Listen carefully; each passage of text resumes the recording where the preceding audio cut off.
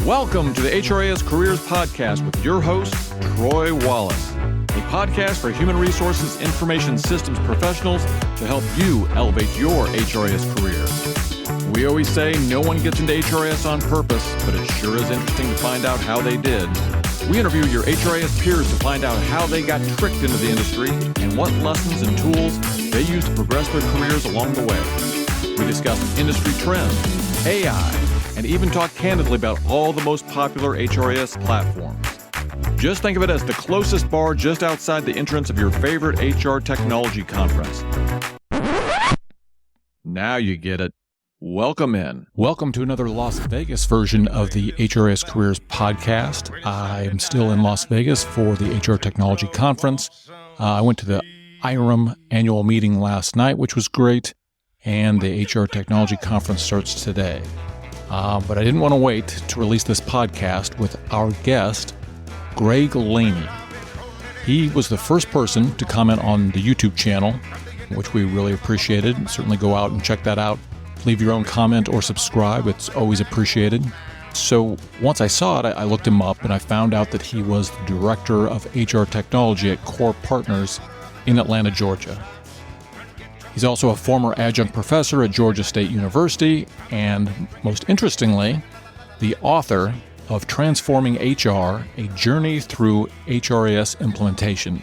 He literally, as my kids would say, wrote the book on HRIS implementation. So he also has a YouTube channel called Streamline HR Solutions. He has a master's in industrial relations and even played a little football at the University of Alabama. Just a man of many talents, very knowledgeable and passionate about HR technology, and just a real joy to speak to. So we'll link everything in the show notes, his book, all the resources. Definitely listen to the lightning round. It should start around the 13-minute mark. We did a little bit early in this episode. We get into some deep Seinfeld cuts at the end of the podcast. Just fun, great stuff. Now, fair warning, we did have some issues with Greg being able to hear me, so I had to use the phone so he could hear my question. So his audio is great, but there are a few spots where my audio gets a little warbly, but the software did a good job of minimizing it, and it only lasts for a few seconds. So please enjoy this conversation with Greg Laney. Greg Laney, welcome to the HRIS Careers Podcast. We certainly appreciate you being here. Just like a real HRIS project, we've been troubleshooting some audio issues. So, folks, if you want to go over to the YouTube channel, you'll see the comedy of me talking into the phone to get the questions across to Greg. But we still certainly appreciate it. And thank goodness for the great software. We'll clean it up in the edit. But hey, Greg, I will have already done your intro. And so people have a basic background about, what you've been doing and, the book that you've recently written. But I'm going to give you the first couple minutes here, just kind of go over in general. Number one, I always think people have an interesting way they get into HRIS. Nobody gets here on purpose. If you could tell us how you got into HRIS in the first place, and then just a high level, what brought you to write your book? Thanks, Troy. Well, watching some of your podcasts, it really resonated with me, the whole nobody gets into this on purpose.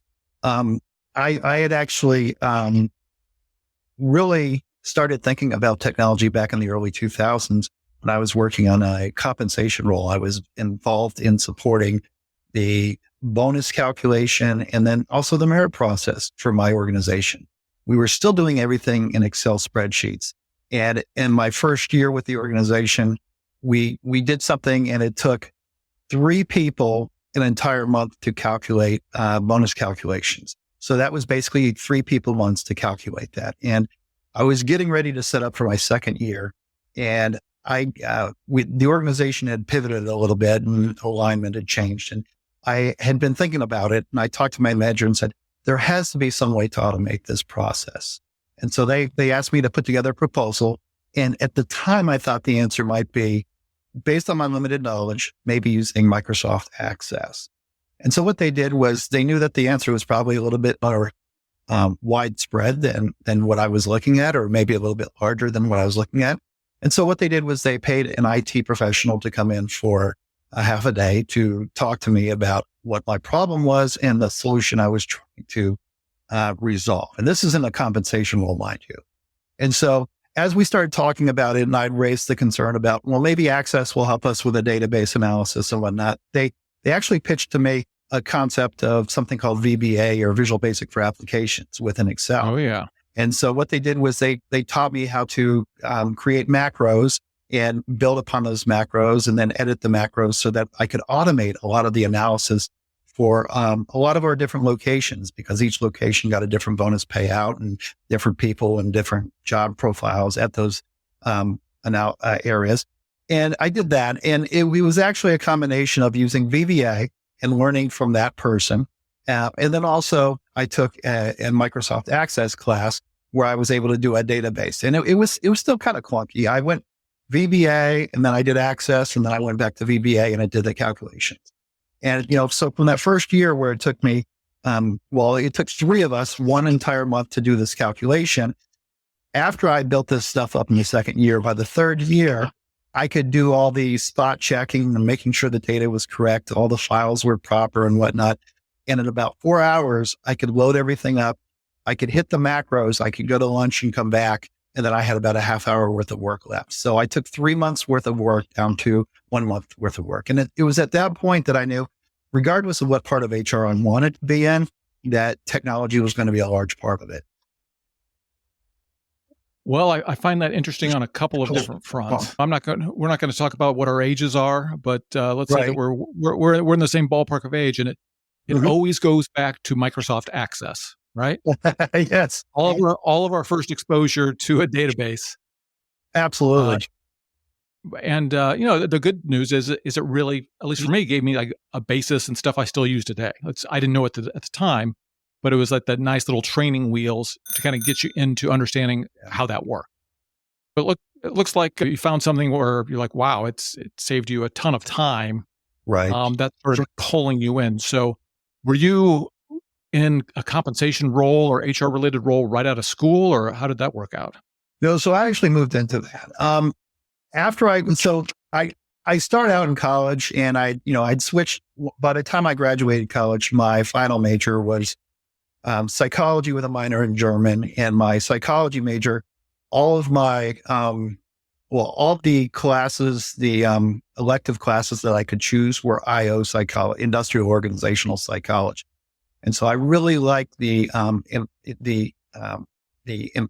modifying, looking at the employee workplace and whatnot. Now, getting straight out of college, there's not that many jobs that are available for you if you don't know where to look in that particular area. So I took a job working for worked as a recruiter for a large telecommunications company, and we hired sales and customer service people. And so for that year, until I went off to graduate school, I worked as a recruiter. And that's where I started my path. Now, for grad school, I did attend the University of Minnesota, where back then the program was called Industrial and Labor Relations, or Industrial Relations. There were only a few schools that had it: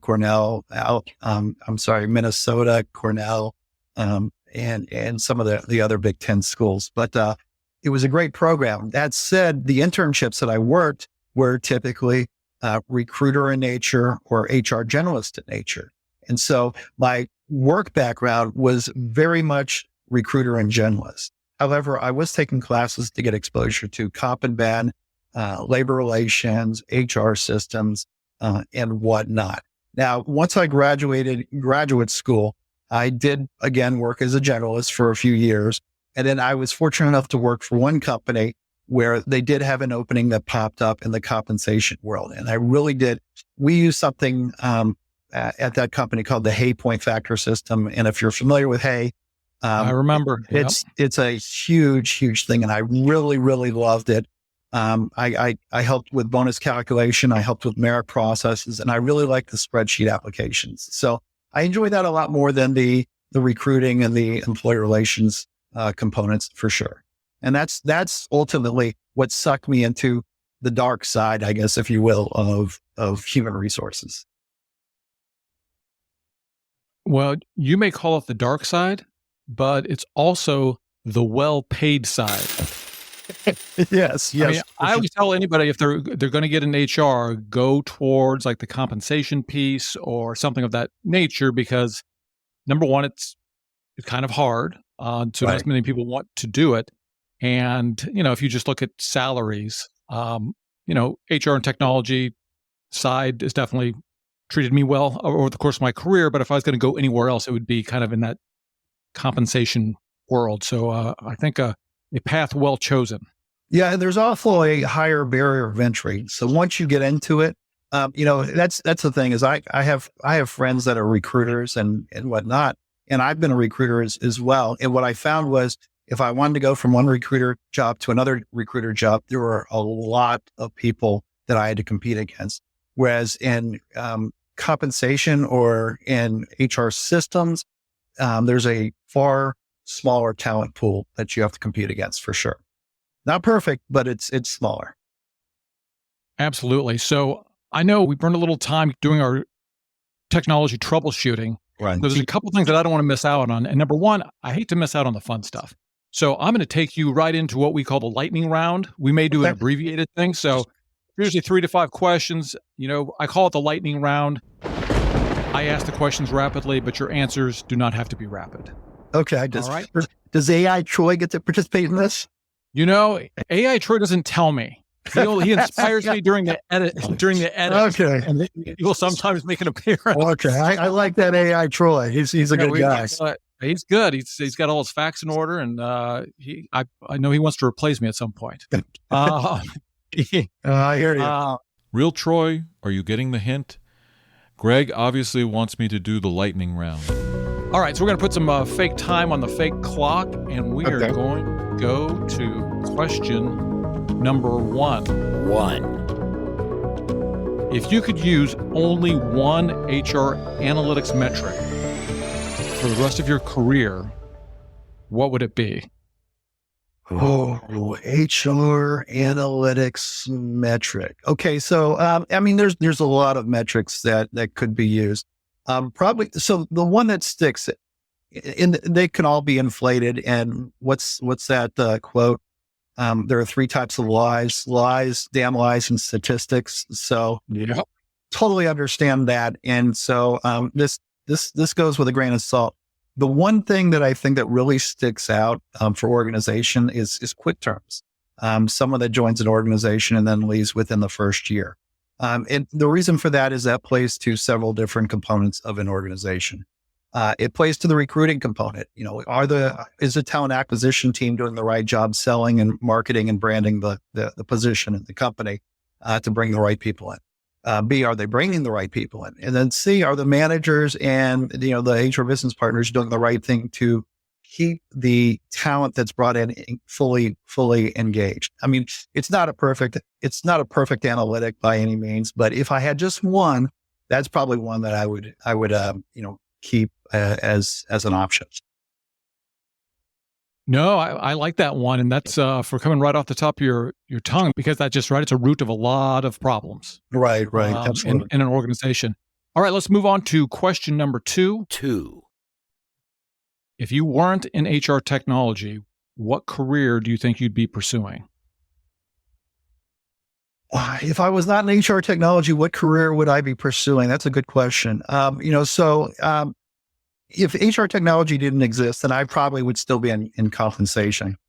Compensation, a lot of HR is the art and the science. And so, I really like the science. I like the science component. Now, the interesting thing with compensation, or total rewards, depending on what you call it, in your particular organization, is compensation has a lot of science that's involved. You've got things like point factor systems.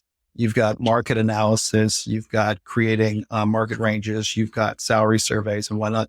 But there's also a little bit of art that's involved as well. So, for example, one of the things that I don't know if it's tease my benefits colleagues about is, whereas benefits tends to be very black and white, and you have to follow the federal guidelines or the state guidelines on certain offerings. Within compensation, there's a lot of flexibility. So, for example, if you have a salary range that you have to offer somebody $15 to $16 for the position an hour, but you knew you wanted somebody that was $17 an hour, you could do different things. You could offer things like a sign-on bonus. You can offer things like a retention bonus. You can look at bonus targets. You can look at a training stipend or even other benefits, stipends and whatnot as well. So compensation is an area that I really enjoy.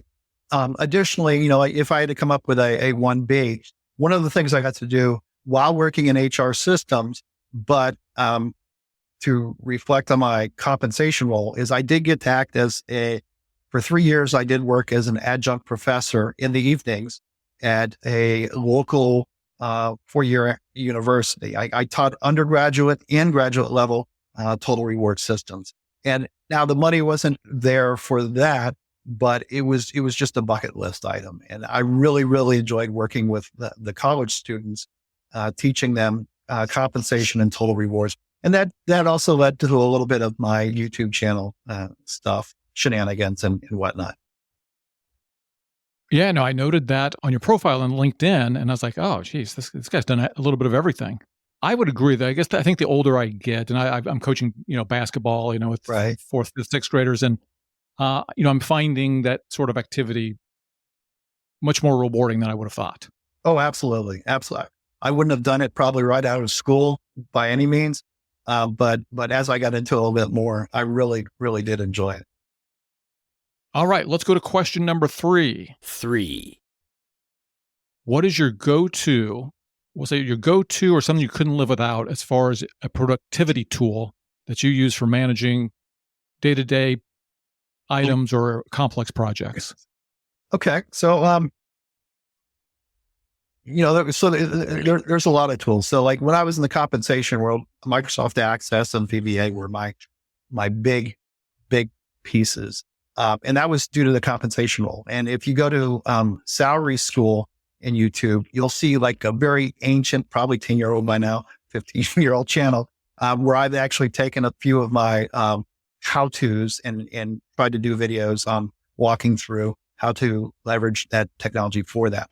If we're to talk modern sense, though, one of the things I've been doing, and the reason for changing from one organization to the other, is to look at moving into more strategic roles. I have a background that's very tied to really rolling on my sleeves and digging in. And one of the things I've tried to do is become much more strategic. And so I look at my weaknesses, and when I consider my weaknesses, probably the biggest weakness is sometimes I can ramble a little bit, or sometimes I can be a little more verbose. And so the process I used to use was I would write an email, for example, and then I would stick it away for about 4 hours, and then I'd go back to it, and then I'd red pen half the email, and then start over and clean it up. Now what I do is I use ChatGPT. I use AI, large language models, to basically write the key bullet points I want to say. I throw in a few prompts saying I want to sound professional and I want to sound like I'm non-confrontational, and I do that into the GPT. And then what it does is it spits out a draft of what a better sounding email response is. And so it's kind of a life hack that I use to improve my communication style, especially in the written format. I also use it from a presentation standpoint. If I'm doing a presentation on stuff, what I'll do is I'll load the notes into a GPT. I'll load it via PDF, for example, or at least the high level incident or high level information into the GPT with the key messagings. And then what I'd say is, help me focus on what my presentation needs to include. What do I need to talk about? What do I need to omit? And so it helps act as a presentation instructor, almost a Toastmaster instructor, if you will. I definitely understand that, but we're going to move on because AI Troy is definitely going to intercede and have a big head when he hears that.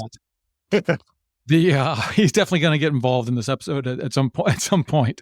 Please, real Troy, allow Greg to keep praising AI. He is absolutely my favorite guest so far, and so intelligent. All right, let's go to number 4, which is going to be a good transition point.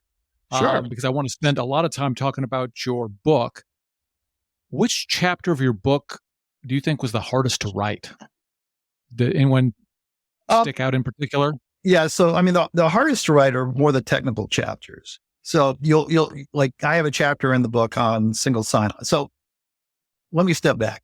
I originally tried to write a book. It was a bucket item list about 20 or so years ago, 22 years ago. I was in compensation world and I got about 60 pages in, and the book was it was very dry. It just wasn't really entertaining. And it really read as more of a frequently asked questions, where I had a lot of compensation questions I would ask. And then I would answer like, why did I only get a 3% merit, or a promotional increase instead of a 10%? Why did I this? Why did my manager not do that? And it, I wanted to make it useful, but, entertaining. And the useful, I was able to check the box on that, but I wasn't able to check the box on entertaining. I only got about 60 pages in. And at one point I realized it was probably, not salvageable. And so I paused that for a second. What I then did was I went on to other things. I created my own salary school, where I created tools that I sold, VBA code for Excel spreadsheets. I taught at Georgia State University. So I taught total rewards at a major university. And I also, with COVID, I did a YouTube channel. So over time, I decided, I've always had this goal, and I'm one that I'll pause a goal for sure, but I don't want to quit or totally give up on the goal. And so I said, technology, ironically enough, I'm working in technology, and technology has improved to the point where I have issues, I can get that particular help. So long-winded answer.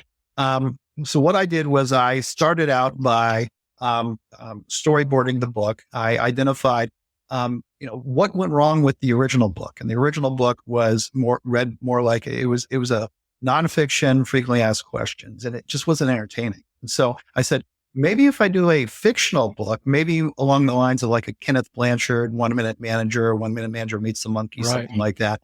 Maybe I can make something that's a little bit more entertaining. And so I endeavored down that path.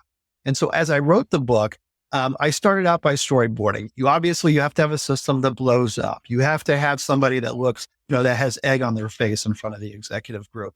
You have to have decisions that make. And the part I kind of skimmed over in the book was the RFP on how do we choose which system we want. I didn't want to focus so much on, okay, let's look at these 3 different systems. Let's look at the actual implementation of the system. Now, right.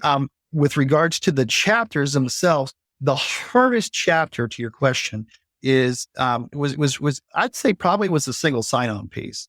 And the reason why I say that is all the chapters, when I laid out all the chapters, I said, okay, what's involved with an HCM? And I like, okay, so you've got recruiting, you've got performance, you've got merit.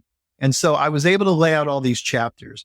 I then started looking at, well, what are the things that HRIS involves IT on that maybe we're not as in tune with. And so questions on things like integrations, making sure that we're using some of the same, some of the same testing modules or same testing models, making sure that our single sign-on was correct. And the single sign-on was the one area that I probably had the least amount of time with. So I'd say that the thing that probably kept me up at night or made me worry as I worked through it, and I had to double, triple, quadruple check it, was the single sign-on chapter for sure. All right.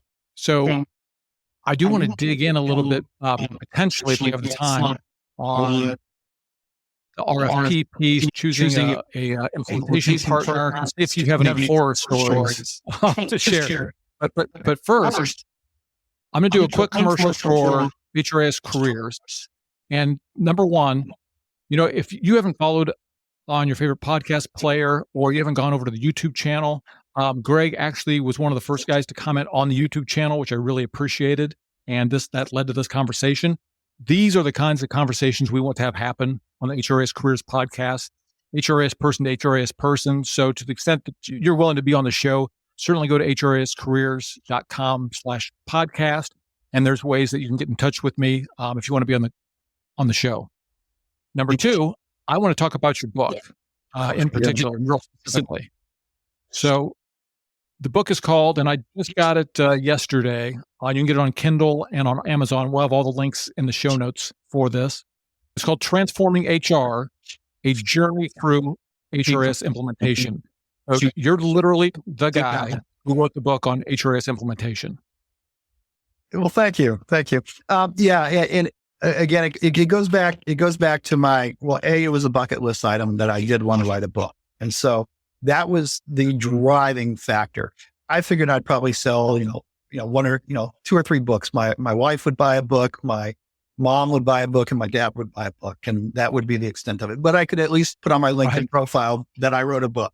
I've actually, my LinkedIn network, and actually thanks to my technology bent with using, social media tools. And again, I don't know the first thing about Instagram or TikTok or anything like that, but the tools that, to your point earlier about my age, LinkedIn and Facebook and stuff like that, I do have some familiarity with how to leverage LinkedIn and whatnot.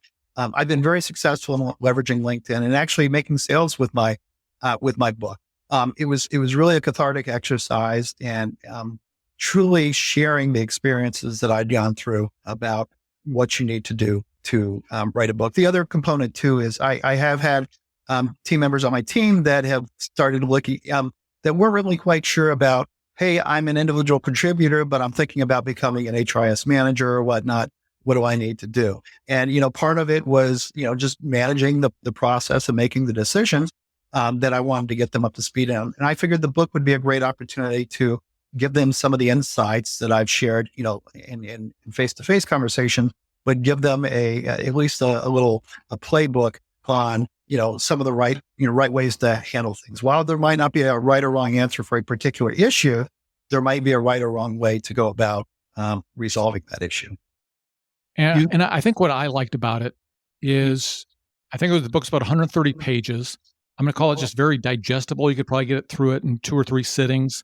And obviously, if you are someone newer to the HRIS industry, you're going to get a ton out of it, especially if you haven't actually been through a full-on implementation. You're going to get kind of like the wireframes of all the pieces and what needs to be there, all the things you need to think about. But I also thought, even for your functional counterparts in HR that are going to be just on the periphery of a project, what a great read just to get everybody on the team understanding the basics of what this is going to look like. Because you didn't go into, you didn't just talk Workday, you didn't just talk SAP, you were more general, so everybody could digest it, regardless of the project. Right.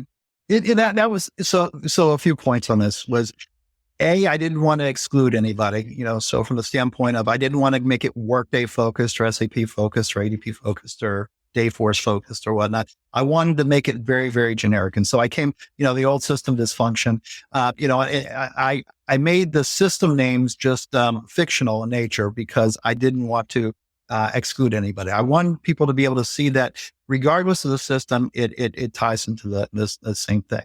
And one of the concepts I take into consideration when I'm hiring like HRIS analysts and whatnot, if I have a position that's for more of an entry level or a starting position for an HRIS analyst, I don't always look for somebody that has the SAP or the Workday or the whatnot experience. What I do rather is I look for someone that understands the concepts of, do I understand how a business process should flow? What makes sense? What doesn't make sense? Can I figure out what fields make sense to build a proper report? Because a lot of people on the technology side, a lot of times one of the early problems that we all run into in the technology world is, we get a request for a report. And if we don't really nail them down on what do you want in that report, then you go back and forth 10 times with, add this field, add this field, add this field, add this field. And you have to figure out, well, how do I make sure that we capture everything at front and that we document the process without making it too bureaucratic? And so that's what I wanted to do with the book. The second thing I wanted to call out with the book is I had to make a decision when it was time to launch the book. And I think I launched it about early August. I think I probably accidentally launched the ebook a little sooner, but that was more to have some friends read it to get some reviews, and colleagues to get some reviews on there. But I originally, when I started putting everything together, again, everything was fictional.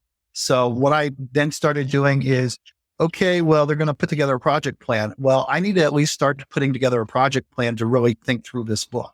And part of me was thinking, you know what, I should have a bunch of appendices for the project plan, for the communication plan, for this, for that, and whatnot. And I had probably 10 or 12 different attachments that I could have added in. But then I had to go back and really think about, well, who's my audience for this? And, I don't want to make this, to the failure of my first attempt at a book, I didn't want to make it too technical in nature. But I have, rather I wanted to get people that were maybe college students that want to understand what HRIS is, or maybe an HRIS admin that wants to consider going into, work as an HRIS analyst for their organization and just wants some basic buzzwords to talk through some of the basic stuff. I think as you get further in, there's a lot of project management classes. You had a project management speaker last week online, in the conversation. There's a lot of systems training, some of the organizations, HCM organizations have like pro certifications you can take. And I think my book was not intended to answer those questions. Rather, my book was intended to at least get you into the conversation for those positions. And then if you decided to go further, to do so. And so for that reason, I decided not to include those components to my book. It made it a little cheaper because I didn't include those things. It made it less intensive for the proofreading because I didn't have to ensure that my project plan was as spot on as it needed to be for a fictional book. Now, that said, I have actually received LinkedIn emails from people, emails just asking, hey, can you assist me with this? Or can you help me walk through a communication plan? Or I'm trying to better understand this. And I have been like, I get excited about that because that means somebody's read my book. Right. So that's been, I'm not at the high level to where, I can be annoyed by any means. I'm at the, for the 4 people that have read my book, I'm excited to answer any questions, any and all questions on it. And so from that standpoint, and it also sets up whatever I learned from the feedback from this book, I can incorporate into either book 2, book 3, or book 4 as we go down the road. And again, those would be probably more personal ventures, just because I like writing the book and less about making my retirement fund. Right. Well, it's probably the same thing when I saw your comment on the YouTube channel. I'm like, hey, yeah. Somebody looked and they commented about AI Troy. So somebody went into the archive to listen to a couple of things. So it's definitely, even if, and I always say, if you can reach 5 or 10 people, I mean, that's kind of a big deal. Absolutely. Even one person, if you can make, that's the thing is, everyone says if you can make the difference in one person's life, then, you've served your mission. And so I try to take that into consideration. And again, like, the YouTube channel, the book, everything I started really as a result of, hey, I suddenly have 10 hours less driving that I have to do because of COVID, so how can I reinvest that time? So maybe I'm not driving anymore. Maybe I'm giving back to the HR community. That's when my focus was there. Now, one thing I didn't tell you is because I'm an entrepreneur at heart, I immediately went to try and reserve the URL peopletech.com. which was Greg's fictional implementation firm there, but unfortunately, somebody got it ahead of me. So it was already. I hope it was a reader. Yeah, absolutely. All right. Well, I know we have to get you out of here.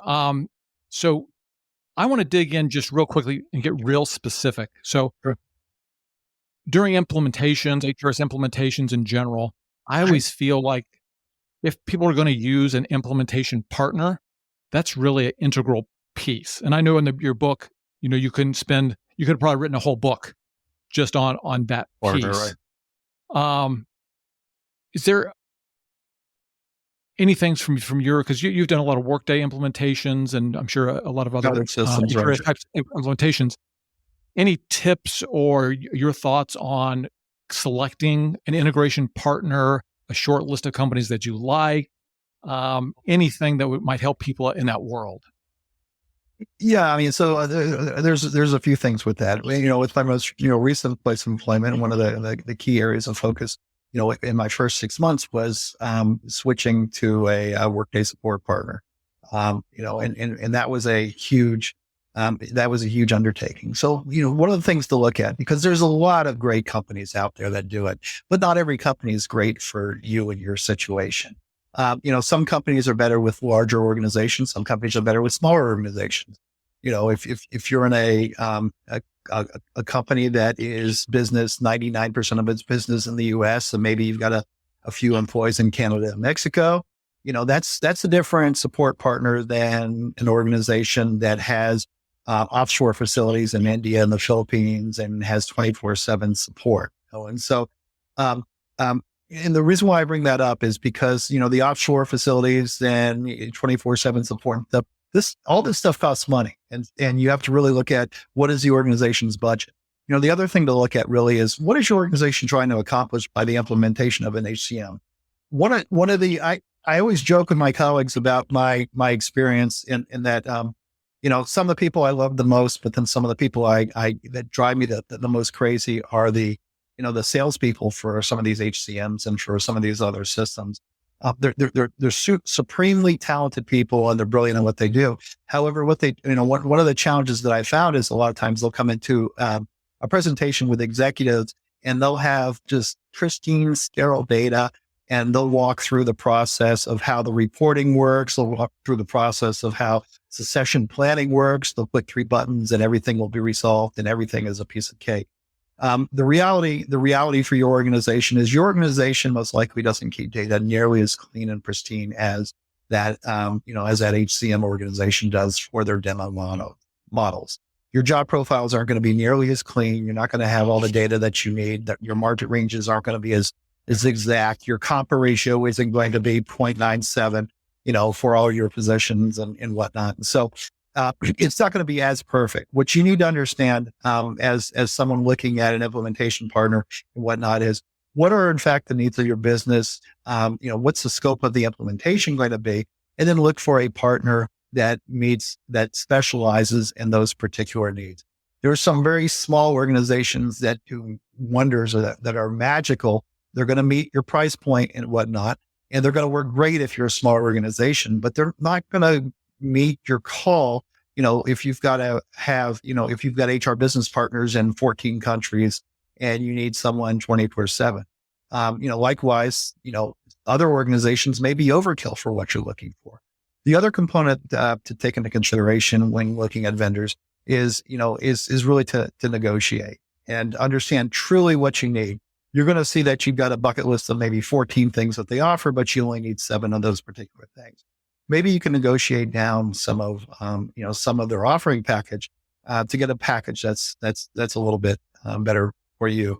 You and I had talked, just in emails back and forth about some of my, cost savings and whatnot. Well, some of those cost savings were real and realized. The other cost savings were, the very fact that a vendor had come back and said that the price for this project would be $48,000.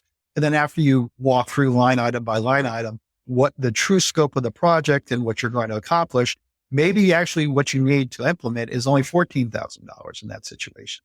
So right there, you save $34,000 just by not letting that vendor push their agenda on you, but you being an active participant in the making of that agenda. That's a big one. And it's, I think especially in the HRIS role, it's where you can make a big impact to your organization, because there are usually pretty large piles of money sloshing around for the implementation of a new HRIS system or project. And, little tweaks can help. And if I may editorialize, and you can tell me if you've got any firsthand experience with this, sometimes you will go into meetings with a consulting group, and boy, you better make sure that the consultants that are sitting in front of you at the table during the negotiations are the one that are actually going to show up for your project on day one. Because, unfortunately, I call it the kind of bait and switch that will happen. And, vetting those, because at the end of the day, you can have really a 5-star consulting firm, and even a 5-star consulting firm might have 1 or 2 clunkers, in the consulting. That's actually, I've experienced that live when we're implementing Workday in one situation, where they did have people that have been in HRIS for 20 plus years. And then you had, when they brought in the consultants were, a couple of years out of college. They had received their implementer status. And they had one or two clients before you, which was okay. But the challenge that I found, in one of my, key talking points as I talk about this was that you said, what's the best practice that we need to consider? And they could say, well, what we did at the last place was we did this. And you say, but if we can't do that as a best practice for us, what's another best practice? And at which point they wouldn't know. They can go back to the manual and say, okay, page 2 through page 10 say this is how you can implement this into the system, but they don't have that experience. I think there's something to be said for, and I truly, truly appreciate when I have an implementer that says, I've been doing this for 20 years and the textbook way options are 1, 2, and 3, but there's some other solutions that are also available that I've seen that have been successful as well. I think that answer from a consultant is worth its weight in gold for sure. Yes. And I by no means, because the HRIS Careers platform is to help people from the beginners to the seasoned veteran, to be helpful in that journey. And there needs to be a place for people. You got to start somewhere. Right. Absolutely. But, I think good consulting firms have a system to do that where they will give you a junior person and a senior person with the understanding that the junior person is going to shadow, learn, be an extra pair of hands. But you've got that better decision-making ability in the senior person. As long as you have access to that makes it a lot better. I found that the best implementations were where you had the people that really, really understood the system. Oftentimes that they may have experienced it as a customer and as a consultant as well. That typically makes it a lot. It helps me sleep better at night for sure. No, yeah, and I would say that's so I spent, I would say 2/3 of my career on the consulting side, right? And I wish there was a program to go in and flip yourself to the other side for a year, then come back and consult for 2, flip yourself to the other side. Right, exactly. Being on both sides of the table is definitely useful as a consultant. Absolutely. And that's that challenge. I think a lot of companies have great programs like rotational programs and whatnot. I know it's probably not realistic, but that would be a fantastic, you have like things like Red Cross or whatnot, where you can take 6 months and work for the, for the charity and whatnot, paid for by your company. That would be great if they had that in the consulting world and with clients. It may be a pipe dream, but I absolutely could see that. But that's probably the biggest challenge I have with early on consultants is that they're just not as familiar with it. Now, I think that said, over time they get that experience, and it's just part of the lumps you take with it. But for you as the customer, it's important for you to, that's one of those things where you sit there and you might say, "Oh, that's not my problem. I just need to come up with a solution." And if you can find the consulting company that recognizes that the junior consultant may not have all the solutions, but then they have a resource that gets you there, then that makes up for sure. Oh, absolutely. So I know we have to get you out of here. Before you go, I'm not going to say AI because that's been beaten to death. It can be AI, but what are you seeing, even in your organization right now, at core partners, what are the 1 or 2 things that keep you up at night or that you're worried about, or even maybe opportunities that you see in HRIS the next couple of years? Yeah. Okay. So, there's a few areas. I think whether it's core partners, whether it's, any company, I think the biggest challenges right now, one of the biggest improvements in system HCMs and whatnot is we're getting a lot better at the silo component. And one of my stories or anecdotes that I share with people was I had an executive probably about 15 years ago where they asked me, we want to know where our high performers are coming from. So, that seems like an easy enough request. Where do we recruit our high performers from? Now, the reality at that particular time was you had a recruiting tool you had like an HCM, or you had an HR system, and then you had a performance review tool, and none of those tools talk. And to talk in more of a techie term, because those systems were by 3 different vendors, you didn't have, let's say, a primary key. And so then you had to figure out, well, how do I join this particular data? Is William Smith the same person as Billy Smith, as the same person as Bill Smith? And, and so then you had to come up with, okay, do I make translate tables, and whatnot. That said, the silo factor has improved substantially, and I think we're a lot better than where we were. What some of the issues are going forward are, I think recruiting is always going to be a big challenge.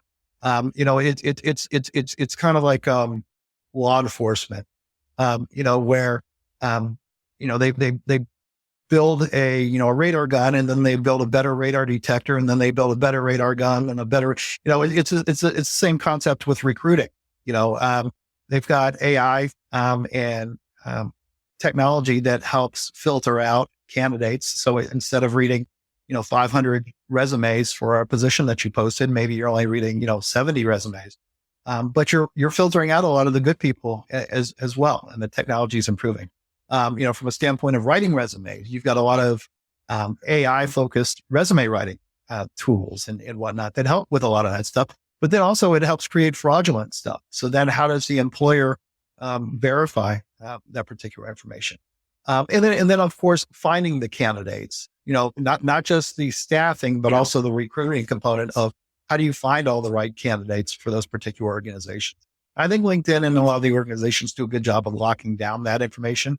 So that helps keep the value or the importance of like recruiters or headhunters for their role and their ability to go in and into organizations and dissect them and figure out where the talent lies, and then figure out who they need to talk to. But I think that's an area where technology is going to continue to improve.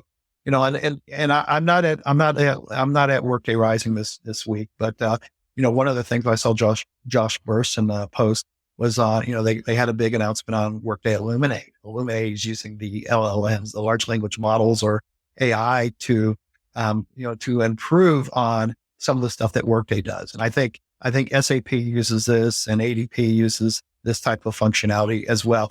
They've always had chat bots that have always answered some very basic questions. I want to request a day off or whatnot, but they're starting to take that to the next level to make these tools more intuitive. Because what I've found within organizations, in conversations with executives, is we're paying a lot of money for these tools, and it's I want to go down my Seinfeld reference of the tip calculator back when they had PDAs. Jerry gave his dad a PDA, which does all these great things, keeps calendars, phone numbers, and whatnot, but his dad only uses it as a tip calculator. Hey, Morty, what's wrong with these tip calculators? What are you talking about? It's over tipping. I just left $5 for a BLT. Well, Workday and these other systems, if the HR team sees that you can do all these great thousands of great things, but the executives see that all you can do is approve time off and maybe increase compensation, then they see it as really just a one or two point tool. However, using the AI in these particular instances and the technology in these instances, it's going to make these tools a lot more intuitive. So then an executive can say, I have a presentation on my team and I need to address headcount concerns, or I need to address turnover concerns, or I need to address performance concerns, or we're not hitting our numbers.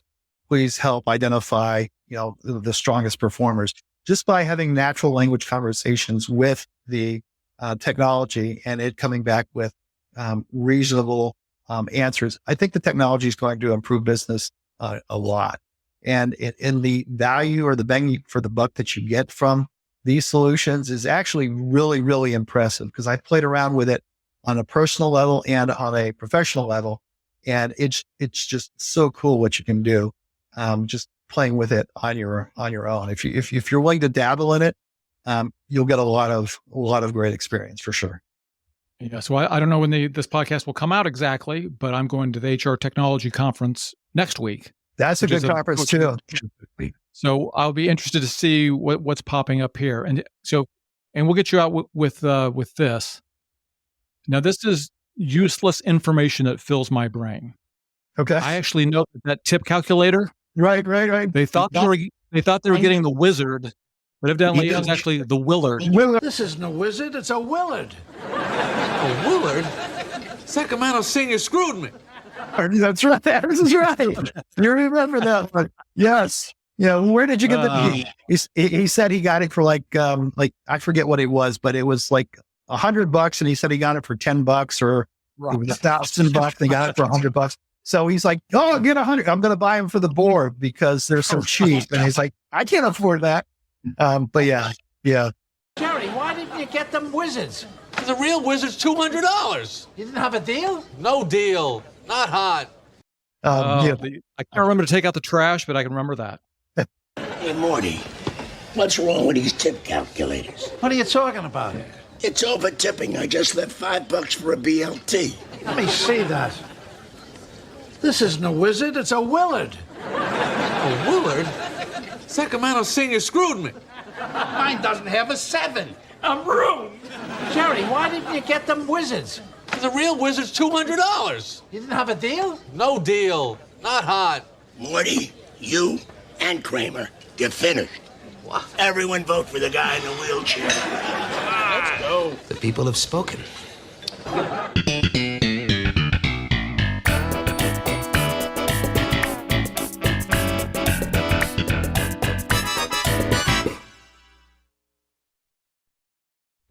Seinfeld's got a lot of great obscure references for people that are in my demographic, I guess, or age group. Absolutely. For sure. All right, Greg. Well, I'd love to have you come back, and maybe we're going to do some panels that you would be willing to come back on with some groups. This has been great. Number one, I'm so happy that you took the time to make the comment on the YouTube channels. That's I really do appreciate that. Now, where are the best places for? I know the book is on Amazon. At Amazon, exactly. I didn't have any problem finding it. It's either search Greg Laney, Laney, or it's the name of it's Transforming HR: A Journey Through HRIS Implementation. Believe it or not, there are not a lot of HRIS related books. That's another reason to write a book. Yes. So where else could people reach out to you if they want to get in contact with you? Okay, so during COVID, I started a YouTube channel called Streamline HR Solutions.